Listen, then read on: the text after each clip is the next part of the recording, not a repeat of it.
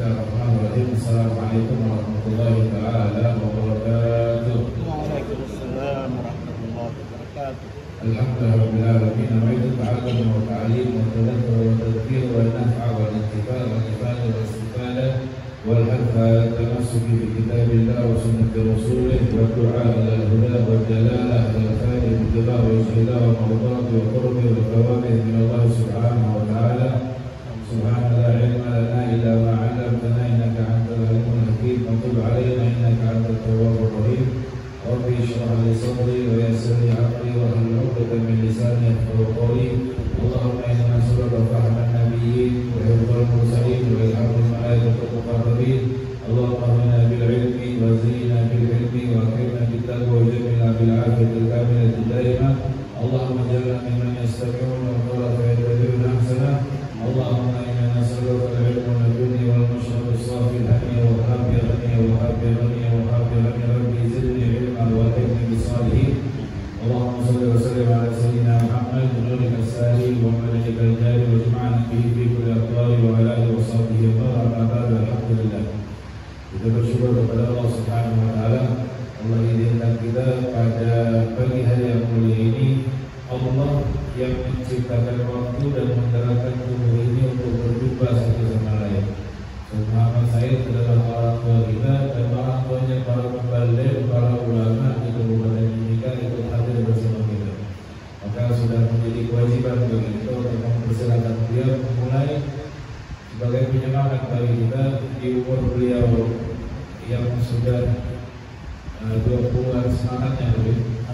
Setiap subuh masih keliling kepada masjid-masjid di Tinaga, insyaallah. Mudah-mudahan Allah akan menghibur beliau selalu dan terus mendoakan kita agar terus semangat berjuang dakwah walaupun tidak dikenal atau tidak dikenal oleh manusia, tapi yang maha mengingat, yang maha kuat, yang maha hebat, Allah tidak akan melupakan sekecil apapun kebaikan yang kita lakukan, apalagi kebaikan yang sampai terdirinya Masjid Al-Akbar ini. Dan berapa kepala sudah sujud di masjid ini, berapa orang sudah menangis di tempat ini, dan berapa banyak sudah orang berpikir di tempat ini akan jariah untuk beliau dan semua orang-orang yang memenuhi masjid ini. Insya Allah kita menjadi penerus yang mudah-mudahan. Dan alhamdulillah tentu berkaitan apa yang beliau sampaikan tadi dengan apa yang akan kita bahas pada hari ini. Ketika sudah kita bahas dalam pertemuan sebelumnya perjalanan Nabi Muhammad SAW dari kota Mekah ke kota Madinah, tentu bertemu dengan ada orang-orang penting dalam perjalanan tersebut. Ada Siti Asma binti Abdul Muttalib binti Abu Bakar As-Siddiq, ada juga Sayyidina Ali bin Abi Thalib yang rela menjadikan dirinya berada di kasurnya Rasulullah. Tentu ada Sayyidina Abu Bakar As-Siddiq dan ada mudallilnya, ada penunjuk jalannya. Kemudian tidak lupa di situ ada Ummu Ma'bad, juga ada Suraqah bin Malik, kemudian ada Sayyidina Ali bin Abi Thalib yang menyusul di hari berikutnya, dan tentu pertemuan perjumpaan mereka di Masjid Quba. Masjid Quba, masjid pertama kali yang dibangun oleh Rasulullah SAW dan menjadi masjid yang pertama kali didirikan sholat di tempat tersebut.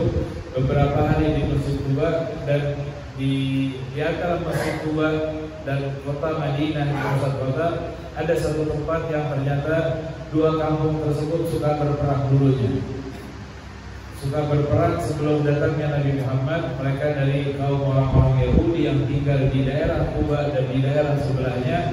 Dan akhirnya kampung sebelah saat dilewati sama Nabi Muhammad, mereka juga meminta, wahai Rasulullah, kalau sudah di tetangga kami yang ini keluarga kami, tapi kami berperang, Rasulullah membangun masjid di situ. Alangkah baik juga Rasulullah singgah sebentar di kampung kami.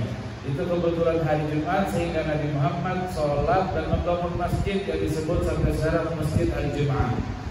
Dibangun dengan batu yang sedikit seperti ini mungkin tingginya, satu kaki. Bangunan yang sederhana, tapi saat ini dari zaman dahulu ada masjidnya Masjid Jum'ah. Maka insya Allah kita doakan mudah-mudahan kita bisa sampai ke Masjid Quba, Masjid Jum'ah, insya Allah mudah-mudahan. Sampai di situ akhirnya baru mereka Rasulullah dan rombongan tiba di kota Madinah. Yang sampai di situ pun ma'ruf, ternyata terkenal kisahnya. Di situ ada nama suatu tempat yang saat ini pun dibangun masjid ternyata. Namanya Masjid Mudhallah. Apa itu masjid bayangan atau masjid tempat berteduh? Kenapa dikatakan seperti itu? Dan itu tempatnya, nama daerahnya adalah Thaniyatul Wada. Nama tempat tersebut Thaniyatul Wada, di mana tempat orang-orang yang dikatakan orang-orang Madinah menunggu Rasulullah SAW di tempat tersebut. Ada yang mengatakan itu tempat Mudhallah atau Thaniyatul Wada, di mana dulu kalau ada orang yang mau pergi keluar kota, tempat batas mengantarnya itu di Thaniyatul Wada namanya. Nama tempatnya sampai sekarang ada. Tempat itu dibangunkan masjid bahkan saat ini. Dan di situ disebut masjidnya Masjid Mudhallah, masjid tempat berteduh. Kenapa dikatakan masjid tempat berteduh? Karena disitulah para orang-orang Madinah mengetahui mana Sayyidina Abu Bakar, mana Rasulullah SAW. Kenapa? Karena di situ dilihat dari jauh ini mana yang Nabi, mana yang Rasul, mana yang Rasul, mana yang Sayyidina Abu Bakar. Setelah mendekat sedikit baru kelihatan ketahuan jelas yang mana Rasulullah, yang mana Sayyidina Abu Bakar. Karena Sayyidina Abu Bakar menutupi kepalanya Rasulullah dari panasnya matahari. Oh, kalau ini berarti yang ini Sayyidina Abu Bakar, yang satu lagi adalah Nabi Muhammad SAW. Dan kisah yang sangat ma'ruf tentang sambutan orang-orang Madinah dengan Thala al-Badru alaina min Thaniyatil Wada. Thaniyatil Wada nama satu daerah. Wajib syukur alaina ma da'a billahi da'i, dan semuanya memukul dengan gendangnya. Semua kota Madinah ikut berbahagia, Muslim dan Yahudinya. Ada banyak kisah yang kita lewatkan atau banyak yang tidak kita fahami atau tidak kita teliti. Di sini akan sedikit saya bahas. Ternyata di pertemuan tersebut saat tibanya Nabi Muhammad SAW, yang ma'ruf, yang terkenal adalah Nabi Muhammad membangun masjid. Betul ya? Nabi Muhammad membangun masjid. Kisah itu seperti apa? Betul memang. Nabi Muhammad semua orang ditarik. Ya Rasulullah, tinggal di rumah saya. Ya Rasulullah, di rumah saya. Ya Rasulullah, di rumah saya. Rasulullah dengan Sayyidina Abu Bakar turun. Biarlah unta ini yang jalan, fa'innaha ma'murah. Ini unta sudah diatur bagaimana dia akan duduk dan bagaimana dia akan tinggal. Singgahlah ini unta di satu tempat tanah milik dua anak yatim piatu dari Bani Najjar. Di sini saya akan membangun masjid. Saat dibangun masjid, Rasulullah bahkan haddadahu, digaris sama Rasulullah. Ini dia ukurannya, dan bagaimana ini pemiliknya siapa? Ini pemilik orang Ansor, dua orang anak yatim. Maka Rasulullah bertanya, kam thamanuha? Maka mereka menolak untuk menerima uang, tidak dijual. Ini tanah tidak dijual. Ini tanah untuk Rasulullah SAW. Kata Rasulullah, saya tidak akan menempatkan tempat ini kecuali dengan harga. Maka diberikan harga 10 dirham atau 10 dinar. Uang yang membayarnya adalah uangnya Sayyidina Abu Bakar As-Siddiq. Lihat perjuangan sampai Sayyidina Abu Bakar beli tanah sampai dibangun masjid Madinah, makamnya Rasulullah di situ, dan berapa juta manusia dari zaman dahulu sampai sekarang. Amal jariyahnya Sayyidina Abu Bakar tidak pernah terputus sama sekali. Uangnya uang Sayyidina Abu Bakar As-Siddiq. Saat membangun, sebelum membangun, mulailah ijtama al-Yahud bin Nabi lamma qadimal Madinah. Orang-orang Yahudi ini kan mulai khawatir. Di antara mereka ada yang mau keluar dilarang, jangan temui orang tersebut, nanti kamu akan terkena sihirnya. Di antara orang Yahudi yang betul-betul ahli kitab, mereka betul-betul membaca kitab-kitab suci mereka. Justru ini yang kita tunggu, dan ada beberapa pertanyaan yang saya akan lontarkan kepada orang tersebut yang tidak ada yang bisa menjawabnya kecuali ini orang asli nabinya. Di sini diriwayatkan banyak, ada bahkan lebih dari 16 riwayat dalam kitab Khasaisul Kubra jilid pertama, ada 13, cuma kita bacakan sebagian saja. Imam Ahmad, Imam Baihaqi, Imam Tabrani meriwayatkan dari Sayyidina Abdullah bin Abbas, qala ja'a isabah minal Yahud, datang rombongan dari orang-orang Yahudi kepada Rasulullah SAW. Faqalu, mereka berkata,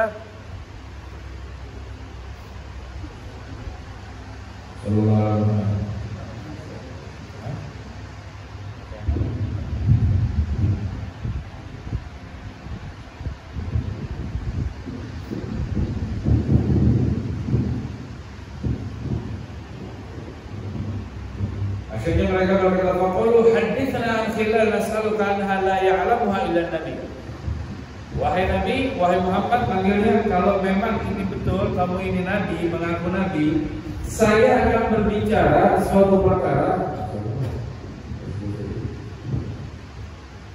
Halo, Muhammad. Saya akan berbicara satu pertanyaan, beberapa pertanyaan yang tidak ada yang mengetahui jawaban ini kecuali dia memang seorang Nabi. Rasulullah ditantang di depan para sahabat Muhajir dan Ansor yang lagi senang-senangnya sama datangnya Nabi Muhammad. Tiba-tiba orang Yahudi dia agak sedikit tidak bisa tunggu waktu dulu, kan? Maksudnya baru datang, ngopi dulu kah, apakah bicara dulu? Tidak, langsung. Ini maksudnya orang baru datang ini, kasih sabar dulu, lurus-lurus kaki sedikit, pijat-pijat ke apakah, ini nggak langsung. Saya bertanya, baik kata Rasulullah. Sambil Rasulullah menghormati mereka. Ini orang Yahudi, tapi Rasulullah menghormati dan mendengarkan ucapan mereka. Kalau seandainya Nabi duduk di tempat yang ada bayangan, mereka pun dipersilakan untuk sama-sama mendapatkan biar tidak kena matahari. Kalau Nabi duduk, mereka diajak juga duduk. Karena pertanyaan ini banyak dari beberapa kelompok orang Yahudi, bukan satu Yahudi saja. Kita berikan satu hal kisah sedikit saja. Maka dia mengatakan, kasih kabar kepada kita anit ta'am alladhi harrama Israil ala nafsi. Pertama, kabarkan kepada kami makanan yang diharamkan Bani Israel untuk dirinya. Mereka mengharamkan makan untuk dirinya sendiri. Wa akhbarana an ma'ir rajuli kaifa yakunu minhu dzakar wa kaifa takunu minhu al-untha. Bagaimana caranya air laki-laki menghasilkan anak laki-laki atau anak perempuan? Itu bagaimana? Ceritakan, jelaskan. Zaman dulu nggak ada ahli kandungan loh, nggak ada USG loh, nggak ada. Wa akhbarna kaifan nabiyyi fil qaum, dan kabarkan kepada kami bagaimana nabi, keadaan nabi di satu kaum. Cuman itu kata Rasulullah. Dalam riwayat malaikat Jibril langsung mendampingi Nabi Muhammad dan jawaban langsung dari malaikat Jibril. Kasih info begini jawabannya sama yang begitu. Maka Rasulullah dengan bangganya, dengan senang di depan semua orang, maka Rasulullah mengatakan, faqala unshiduka billah hal ta'lamuna anna Israil maradan shadidan atala zagmuhu minhu fa nadhara lillahi nadran. Saya akan menjadikan Allah ini menjadi saksi. Kamu tahu enggak kalau ada dari Bani Israel yang sakit berkepanjangan dan sakitnya ini terus menerus, maka mereka nazar kepada Allah Subhanahu wa taala.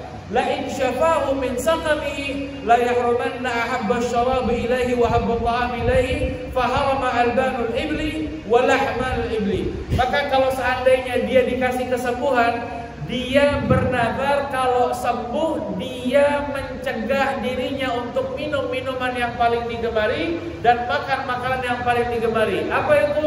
Susu unta sama daging unta tidak dimakan sama Yahudi. Kaget. Yang bertanya Abdullah bin Salam sebelum dia masuk ke dalam agama Islam. Karena ini tertulis dalam kitab sucinya.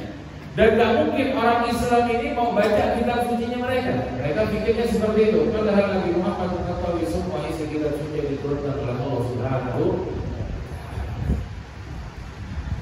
Kemudian yang kedua, unshidukum billah hal ta'lamuna anna ma rajul ghalib abyad. Kamu tahu gak sih kalau air maninya laki-laki itu agak kental dan agak lengket?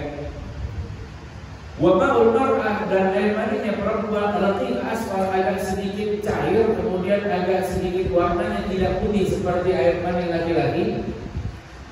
Fa ayyuhuma 'ala kana lahul walad wa syibbi bi'idznillah. Dan banyaknya air mani laki atau perempuan yang paling banyak, maka dialah yang lebih mirip anaknya kepada dia. Dan kalau air maninya lebih banyak, maka lebih cenderung kepada anaknya laki-laki, miripnya ke bapak. Kalau air maninya perempuan lebih banyak, maka cenderung anaknya perempuan atau mirip kepada sang ibu. Betul. Jawaban apa? Terus yang ketiga, penasaran. Karena Abdullah bin Salam dilarang sama ibunya untuk dekat-dekat sama Nabi Muhammad. Bahaya, soalnya ini tukang sihir yang paling jago katanya. Akhirnya sudah selesai betul. Kalau Allah Unsyidukum billah, ta'lamuna hadzal nabiy kalam aina wa la yanan. Kalau kamu tahu keadaan Nabi sesungguhnya seperti apa, semua nabi yang diutus sama Allah disebutkan dalam kitab suci kamu, setiap nabi seandainya dia tidur matanya tapi hatinya tidak akan pernah tertidur sama sekali. Betul kata Nabi sallallahu alaihi wasallam. Asyhadu an la ilaha illallah wa Muhammadur Rasulullah. Jebani ke kampungnya, orang yang kalian bilang penipu ini betul yang disebutkan dalam kitab suci, dia adalah Nabi Muhammad SAW. Hal cerita seperti ini yang jarang dibawa sampai saat ini kita nggak banyak tahu. Kalau ini pertama datangnya Nabi Muhammad ke kota Madinah, bukan hanya disambut sama orang Islam, tapi Nabi Muhammad juga menyambut kedatangan orang-orang Yahudi yang ingin bertanya kepada Nabi Muhammad SAW. Apa hikmah yang paling penting untuk saat ini? Kita mau ke masjid, kita mau memiliki tujuan yang baik, tapi saat ada orang yang bukan Islam atau lain suku sama kita, dia memiliki hajat, hormati dia seperti Nabi Muhammad menghormati orang Yahudi, sebab itu mereka masuk ke dalam agama Islam. Paham? Ini muamalahnya Nabi Muhammad SAW. Saat itu pun Nabi Muhammad kan tahu ada beberapa Yahudi lagi akhirnya mengatakan kalau ini tempat ini dikatakan namanya Yathrib. Yathrib itu artian satu tempat yang penuh dengan wabah penyakit yang sangat luar biasa. Maka Nabi Muhammad SAW tahu kalau itu tempat Yathrib. Dan saat itu pun orang-orang Yahudi banyak meminta doa kepada Nabi Muhammad sampai mengatakan pokoknya ini tempat orang penyakitan, wabahnya virusnya, tapi waktu itu asli virus. Jadi nggak ada dari kelelawar, nggak ada virus asli, virus beneran. Wabah lagi banyak-banyaknya di kota Madinah. Makanya orang-orang pada bingung. Awalnya sampai orang Mekah mengatakan, oh cocok sudah. Kalau dia larinya ke kota Madinah, karena waktu itu namanya cocok sudah dia nanti kena wabah penyakit, flu burung kah, COVID kah, COVID kah, terserah. Pokoknya dia bakal kena wabah di sini. Sampai Nabi Muhammad mengatakan akhirnya di kota Madinah dari mana wahia awal tempat yang paling banyak virus penyakit menular itu paling banyak di situ saat itu. Maka Nabi Muhammad mengangkat doanya di depan orang-orang Yahudi yang ketakutan. Karena itu Bani Qainuqa, orang-orang kaum suku Yahudi di kota Madinah, dia nggak tinggal di kotanya, tapi tinggal di pinggir-pinggir. Cuma berdagang di kota, dagangnya di kota. Dia tinggalnya di pinggir-pinggir. Nanti ada cerita munafiknya orang-orang Madinah yang dia akhirnya juga sedikit kepo atau penasaran dengan perang Khandaq yang dia kasih info keluar, perang Badar dia kasih info bocorkan sampai nanti diserang. Ini dari mereka orang-orang pinggir-pinggir Yahudi di kota Madinah. Nabi Muhammad mengatakan Allahumma habib ilaina Madinah kahubbina Makkah au asyad. Ya Allah, habib ilaina Madinah, jadikanlah kami ini cinta sama kota Madinah seperti cinta kami kepada Makkah, bahkan lebih besar lagi cintanya. Allahumma barik lana fi sa'ina, ya Allah berikan keberkahan kepada satu genggaman ukuran orang berdagang. Sa'ina satu 4 kali genggaman seperti ini. Wa muddina 1 kilo lah istilah sekarang. 1 kilo timbangan kita pasarnya juga akan sama Nabi Muhammad. Yang pertama mendoakan cinta sama kota Madinah. Yang kedua mendoakan pasarnya menjadi berkah. Wasahihah lana, dan jadikan ini kota-kota yang sehat buat kami. Wanqul hamaha ila Jufa, pindahkan penyakitnya ini ke Jufa. Jufa itu salah satu daerah di luar kota Madinah yang dikatakan itu sebelum kota Riyadh. Di mana saya juga akan tahu. Nanti kita lihat Riyadh itu ibu kotanya Arab Saudi. Sebelum kota di situ namanya Jufa. Akhirnya doa tersebut yang membuat orang-orang Bani Qainuqa dan orang-orang Yahudi kala tersebut mengatakan ini disebutkan dalam kitab suci kita yang menjadikan Madinah kota yang sehat dan bersih adalah Nabi akhir zaman yang akan diutus ke tempat ini. Udah betul ini Nabi ini. Tapi di antara mereka yang timur budaya di antara mereka sebagian bukan percaya sama Nabi, justru mau membunuh para nabi-nabi yang diutus sama Allah Subhanahu wa Ta'ala. Yahudi zaman dulu. Sekarang gak ada nabi baru kan? Coba ada yang ngaku berani ngaku nanti kita serahkan sama Yahudi tidak aku. Karena dulu Yahudi dulu sifatnya suka bunuhin nabi, diperangi Nabi sama Yahudi. Dan banyak doa wa kana wala bil Madinah ma'ruf fil jahiliyah. Sampai dikatakan dari Yathrib namanya, kota yang penuh wabah menjadi tibah, kota yang penuh dengan kesehatan. Dari cuacanya cuaca paling indah cuaca di kota Madinah. Dari tanahnya tanah subur paling indah adalah kota Madinah. Dari kurma yang paling baik adalah kurma Madinah. Sampai orang-orangnya terbaik adalah orang-orang Madinah. Dari cara bicaranya di Madinah, kalau ada yang pernah haji atau umroh, klakson aja itu pakai adab, seakan-akan pakai adab. Pelan gitu. Tapi kalau di tempat yang lain, di Jeddah atau di mana-mana, ente klakson nggak cukup klakson dia, banget, mau bergeraknya ngapain kalau nggak berhenti lagi sama klakson. Di Madinah, jangan luar biasa. Tuhan saja luar biasa. Jadi dari tempat yang penuh wabah penyakit menjadi tempat yang penuh dengan kesehatan saat didoakan sama Nabi Muhammad SAW. Saat ini kita mau betul-betul mengikuti Nabi Muhammad dalam berdoa, dalam berdoa. Walaupun kita tadi yang sudah sampaikan, kita ini manusia yang tidak luput dari kesalahan. Tapi kesalahan yang terbaik adalah kesalahan yang sadar dirinya salah dan mau bertobat. Itu sebaik-baiknya keadaan. Apalagi sekarang 10 agama Allah, ternyata ada banyak hal yang dilakukan sama Nabi Muhammad sebelum membangun masjid. Banyak poin penting yang bisa kita ambil pelajaran dalam kehidupan kita sehari-hari. Dalam keadaan tempat yang sakit, wabah penyakit segala macam, jangan dibikin orang itu semakin sakit dengan share, like, and subscribe. Hal yang kita nggak tahu. Sebarlah ke sini, hati-hati ke sini, hati-hati bahaya lah ini. Orang sudah takut sama ini penyakit dibikin takut. Tapi baiknya seorang muslim seperti apa? Doakan mudah-mudahan COVID-nya hilang. Ini kan sudah hilang alhamdulillah. Dan mudah-mudahan gak ada jenis COVID yang ini kan kemarin COVID-19. Jangan ada lagi 20, 21 stop sudah. Gak ada lagi COVID jenisnya mau bikinan neraka, mau dari mana kan sudah tidak ada lagi kafat COVID virus-virus. Insya Allah sehat walafiat. Ini yang paling tidak kita harus lakukan di akhir zaman seperti ini. Fitnah akhir zaman itu banyak dan gampang. Kebaikan kita bisa sebar dalam 1 menit, 1 detik. Kejahatan fitnah juga kita bisa sebar dalam 1 detik. Kemudian hal yang indah juga bahkan Nabi Muhammad SAW mendoakan keberkahan kepada kota Madinah. Ya Allah, diminta berkah sama Rasulullah SAW. Ya ilaha illallah Muhammad Rasulullah SAW. Diriwayatkan oleh Imam Bukhari dari Abdullah bin Fudail bin Abbas qala Rasulullah SAW ad'uka li ahli al-Madinah fi Makkah qala Abdullah inna la na'rif dhalika inna la nunziya al-fadh indana was-sami' kama yanzil di Makkah. Nabi Muhammad SAW mengatakan kalau seandainya Makkah itu inna Ibrahim harrama Makkah. Nabi Allah Ibrahim menjadikan Makkah itu tanah tempat yang suci. Haram itu asli katanya artinya suci. Bukan haram itu berdosa. Tapi kenapa dikatakan kalau orang mencuri haram? Artinya orang yang mencuri suci? Bukan. Orang yang mencuri diangkat kesuciannya sehingga dia menjadi korban dan butuh bertobat biar menjadi suci. Dan Makkah haram Makkah. Artinya Makkah itu haramnya apa? Artinya Makkah itu kota yang suci. Nabi Muhammad menyampaikan sesungguhnya Nabi Ibrahim telah menjadikan Makkah suci dan Allah meridhoinya.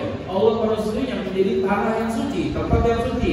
Wa inni haramtul Madinah wa da'utulaha, dan aku telah menjadikan Madinah haramnya tanah sucinya dari Nabi Muhammad SAW dan berdoa kepada Allah untuk penghuninya. Didoakan penghuni surga bahkan Nabi Muhammad berdoa Allahumma ja'alna fil Madinah dhifan ma ja'alnahu fi Makkah. Ya Allah, jadikan di Madinah ini 2 kali lipat apapun kesucian yang telah Kau berikan di kota Makkah.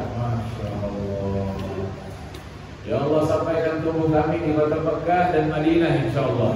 Izinkan kami melihat Ka'bah, izinkan kami juga sholat di masjidnya Nabi Muhammad Sallallahu alaihi wasallam.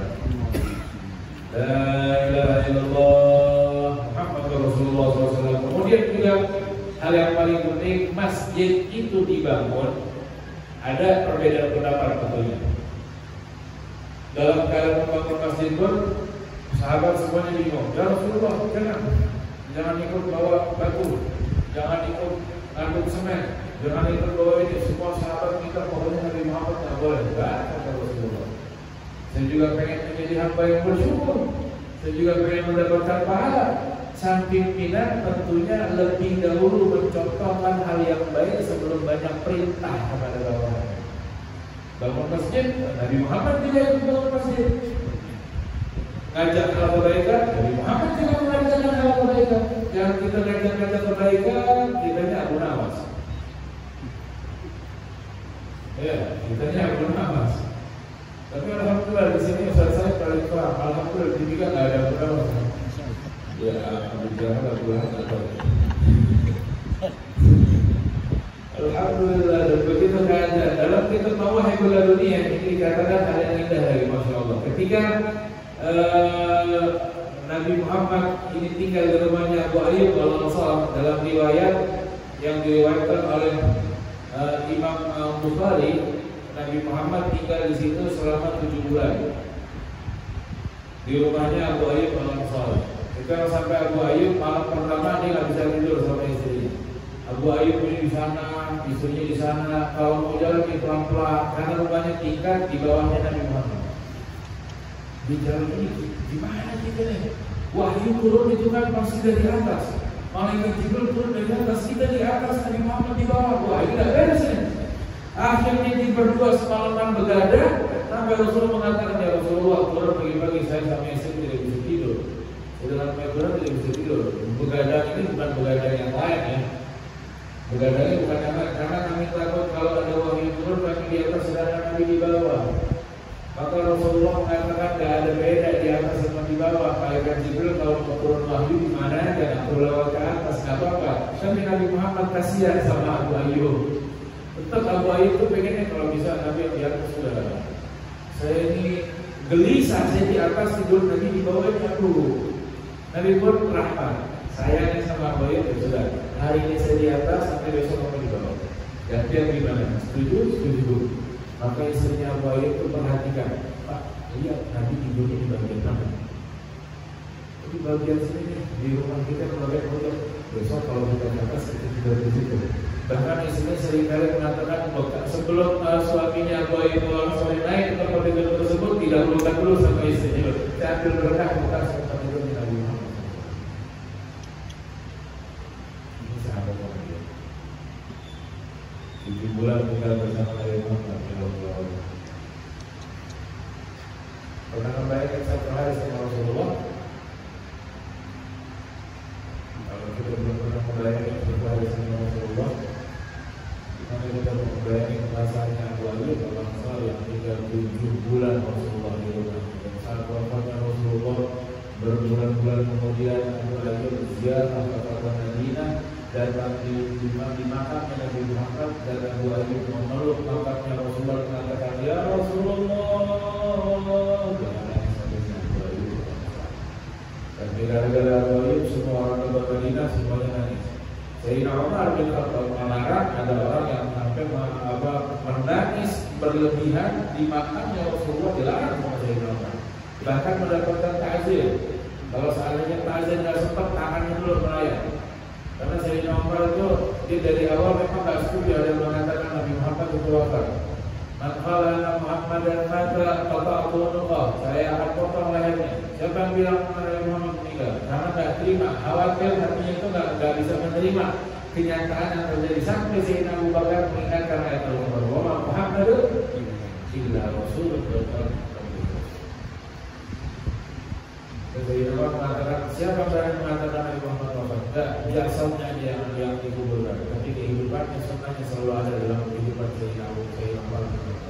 Tapi begitu melihat Sayyidina Abu Ayyub Al-Ansari yang melakukan hal seperti itu, namanya ghalabah.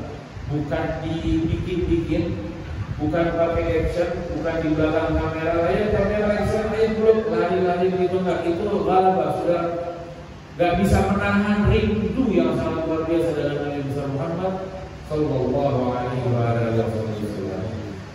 Saat membangun masjid diriwayatkan 7 bulan lebih pembangunan, atau yang mengatakan 1 bulan, ada yang mengatakan 2 bulan riwayat semuanya, tapi tidak saling bertabrakan riwayat. Kenapa?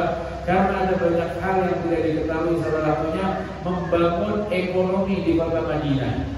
Lihat, ekonomi muslim, ekonomi rakyat, ekonomi umat harus dididik, dan Nabi Muhammad mendidik untuk orang kreatif dalam mencari nafkah. Tapi Nabi Muhammad kaya atau tidak? Dan sahabat-sahabatnya disuruh kaya, sahabat-sahabatnya disuruh untuk pintar sampai dikumpulkan. Di sini tanya ada berapa pasar? Dikatakan kalau tersebut ada 3 pasar wahai Rasulullah. Dipanggil orang Ansar. Halil bilang kalau Madinah tahu di sini ada berapa pasar? Ada 3 pasar. Kebanyakan siapa yang jual? Kebanyakan orang Yahudi, dia punya kurang lebih 200 kios di 3 pasar. Di pasar besar semuanya dikuasai sama Yahudi dengan sistem riba, dengan cara pinjam boleh, tapi bunganya lebih kejam dari sekarang. Kalau sekarang kan alhamdulillah pinjam uang nggak ada bunga kan? Alhamdulillah kan? Kita juga ada apa-apa di sini pajak kan nggak besar-besar amat kan ya? Alhamdulillah kan? Ya, Indonesia makmur ada juga semuanya nggak pernah ada beres-beres. Dulu di Yahudi di Madinah begitu. Aku sekarang selesai pada tahun. Akhirnya kata Nabi Muhammad, panggil Abdurrahman bin Auf, panggil Sayyidina Abu Bakar, panggil Sayyidina Sa'ad, panggil beberapa orang Ansar.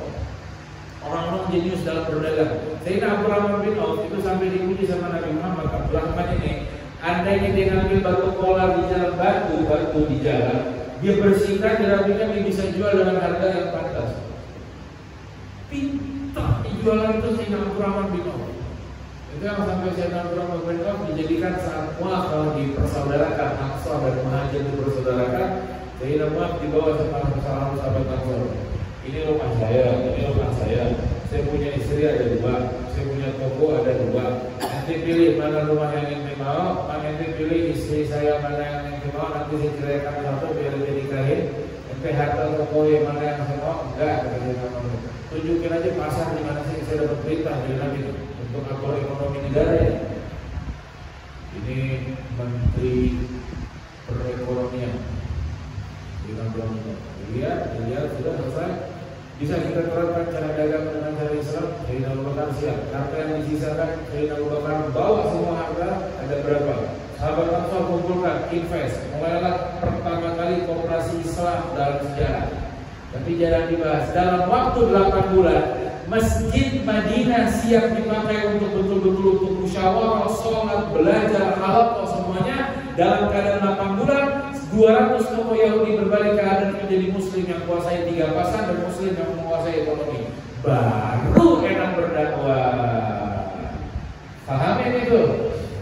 Pahamin, bukan semuanya urusan Ustadz, orang yang lain sekitarnya Ustadz ini harus betul-betul semangat. Kalau ente ke Ustadz, ente bukan imam, ente gak hafal Al-Quran, dagang yang betul, cari kerja, uang yang banyak. Kenapa? Karena dakwah ini butuh ada hubungan yang erat. Ada Sayyidina Abu Bakar urusan doi, gak usah pakai banyak-banyak. Nabi Muhammad butuh semua dikasih. Untuk urusan jagoan Sayyidina Umar bin Khattab, siapa yang berani ganggu Rasulullah SAW? Setan aja kata Rasulullah. Masalah Umar fajjan ila wasalat syaitan fajjan ghaira salat Umar. Setan itu gak berani lewat jalan yang sudah dilalui oleh Sayyidina Umar bin Khattab. Butuh uang yang lebih banyak, tapi orangnya gak banyak ngomong. Sayyidina Abu Bakar perang-perangan. Nah ini sudah semuanya. Sampai Allah mengatakan kamu sisakan untuk anak istri berapa? Gak ada. Terus bagaimana? Ada Allah sama Rasulullah.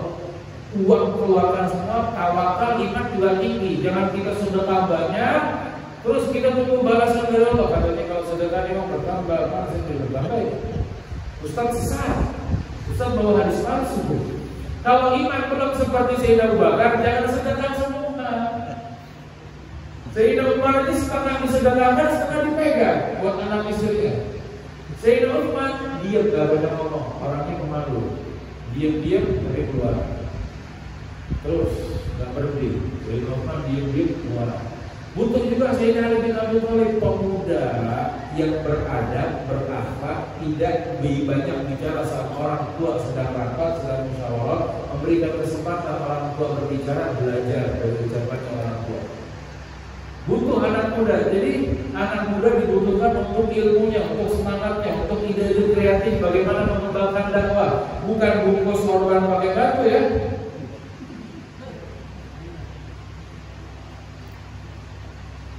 Kayaknya pemuda Al-Akbar ini harus ketemu pemuda Masjid Al-Hijrah. Kita bertemu di satu titik. baru itu salam dulu. Boleh viralkan.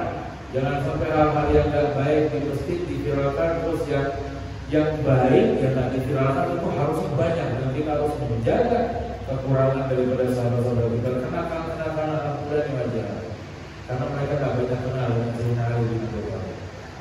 Andainya mereka kenal dengan Muhammad, mereka nggak akan mau pukul orang pakai sarung di sini batu. Ya. Dan sampai di sini Nabi saat dia beristirahat sedang bekerja, dia duduk di pinggiran yang ada pohon kurma. Disitulah Nabi berteduh. Disitulah disebutkan tempatnya orang-orang fuqara ikut meneduh bersama Nabi Muhammad. Jadi ada tempat orang-orang miskin khusus. Kalau Nabi istirahat dari matahari, dia berkumpul yang sekarang disebut dengan Ahlus Suffah. Ahlus Suffah tempatnya itu sampai Nabi Muhammad tanpa tinggal jauh dari Ahlus Suffah. Nama jauh-jauh dari Ahlus Suffah.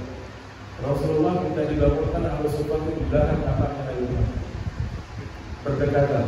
Ahlus Suffah kala tersebut masih baru-baru, ada yang punya pakaian itu cuma cukup untuk menutupi di antara kemaluan depan sama belakang saja. Ada yang punya lebih sedikit, jadi untuk aurat terbukanya luar biasa. Ada yang punya sampai menutupi bagian atas sampai setengah saja.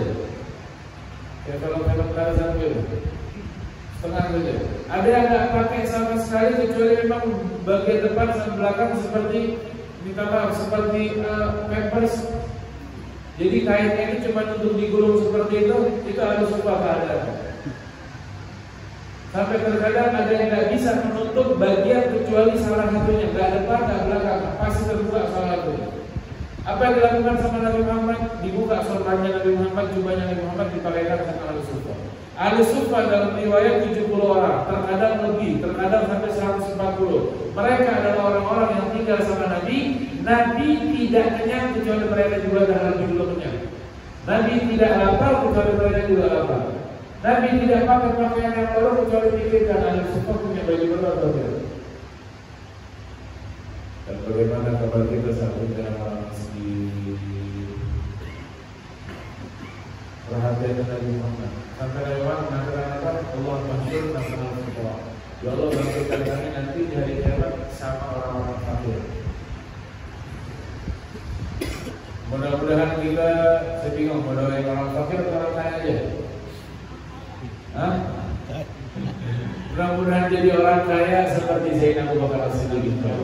Orang yang kaya raya seperti Zainab Utsman, karena tangan di atas jauh lebih mulia daripada tangan di bawah. Tapi bukan berarti kaya lupa untuk membangun sarana dakwah dan mendukung apapun yang membesarkan dakwah. Orang yang berdakwah wajib hukumnya untuk ikhlas. Para ustaz nggak boleh dipasang tarif, nggak boleh dia pilih khutbahnya, saya mau khutbahnya di sini saja. Atau bagian ustaz yang tua nanti ditaruh di pojok-pojok saja. Atau kalau lagi ada masalah dihapus namanya, nggak jadi khutbah.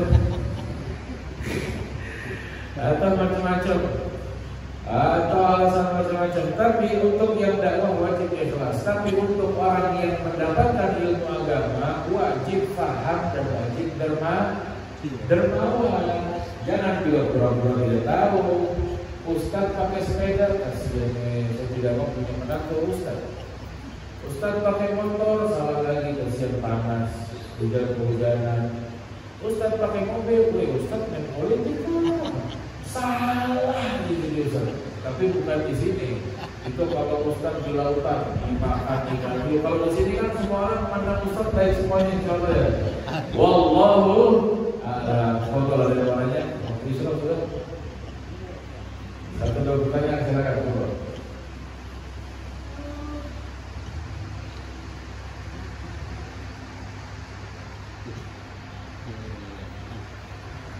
Ya.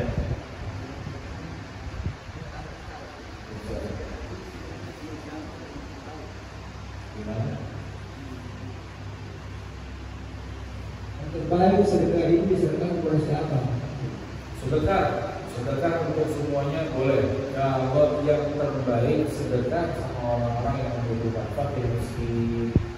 Kalau Imam Muslim itu membagi sedekah untuk fakir miskin mendapatkan pahala berapa ribu, sedekah untuk di jalan Allah seperti perangan mendapatkan pahala dalam ribu. Sedekah yang terbaik jihad di jalan Allah. Tapi bukan berarti kita langsung pilih jihadnya dulu tanpa melihat tetangga. Tetangga ada yang susah, kita lebih pilih untuk membangun masjid. Ente seburuk-buruk tetangga.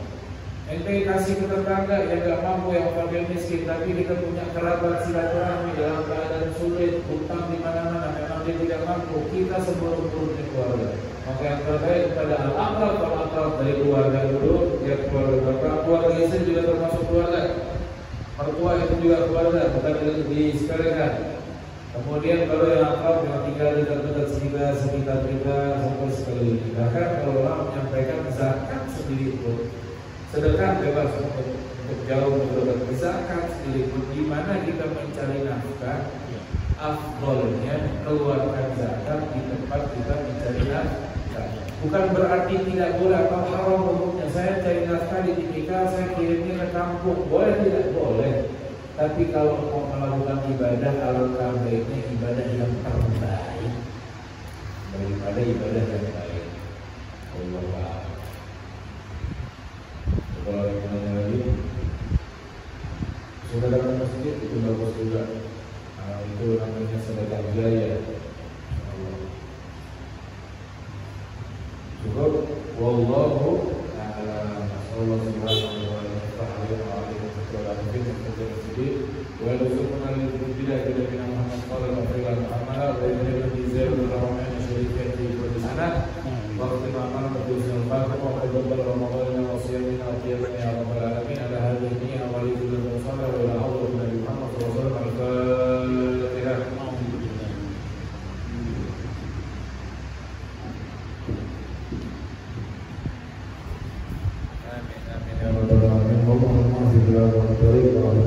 Assalamualaikum warahmatullahi wabarakatuh.